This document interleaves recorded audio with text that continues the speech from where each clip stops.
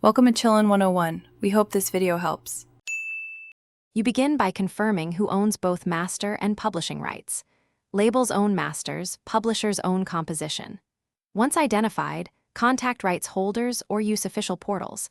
Make sure to request a written sync license and a master license if you need the original recording.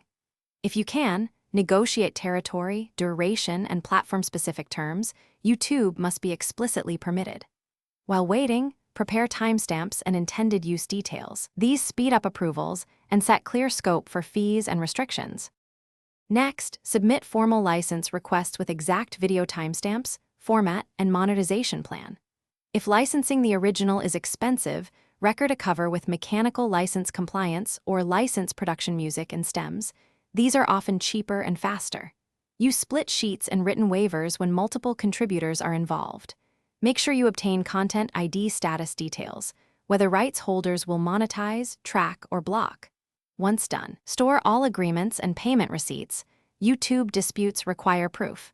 When you upload, include accurate metadata and keep license PDFs ready. If requested, attach rights proof to YouTube support. If content ID or manual claims occur, respond quickly.